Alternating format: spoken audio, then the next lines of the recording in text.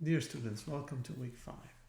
This week and next week we will talk and present what is called cultural dimensions. These are academic tools that we use to classify cultural differences.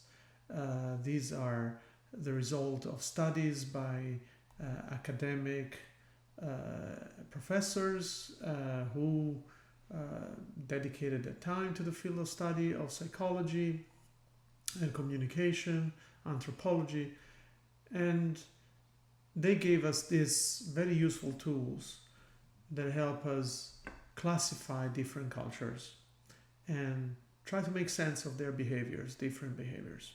So I wanted to talk about at least a little bit about the two important people who created these dimensions. The first one, Edward Hall, was an American anthropologist. I think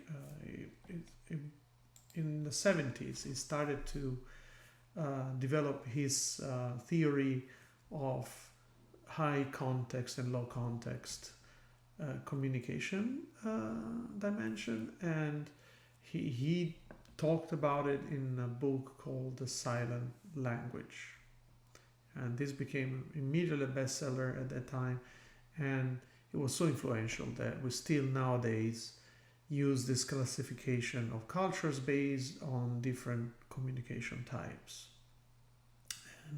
And when you understand the difference, he pointed out these differences by showing that higher context cultures are relying primarily on implicit communication, while low context cultures rely more on direct verbal communication.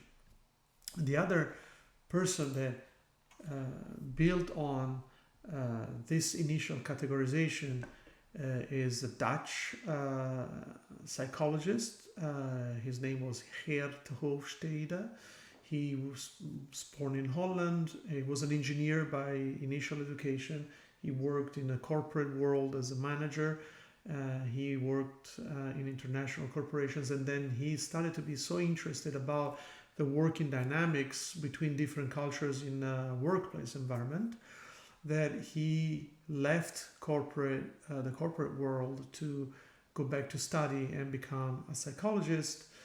He got his doctorate in 1967, and after that he went back into corporate world working for IBM, and he created a department of study of intercultural studies at IBM, and that was the factory, let's say the laboratory, where he experimented and created his cultural dimensions that we still nowadays use to classify different cultural behaviors.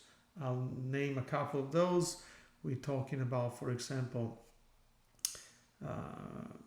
power distance as one important dimension.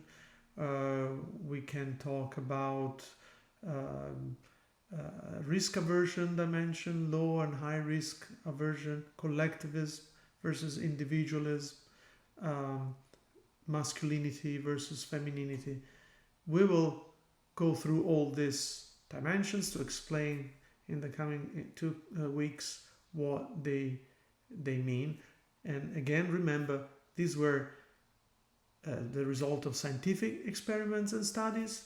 They are, of course, subject to a certain degree of generalizations.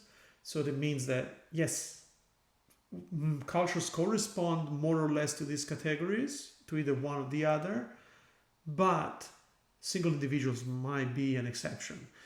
But overall, we'll see, and you have seen already, I think in the past weeks, how useful it is to have these tools to make sense of why people from different cultures behave differently in the same situation or in relation to the same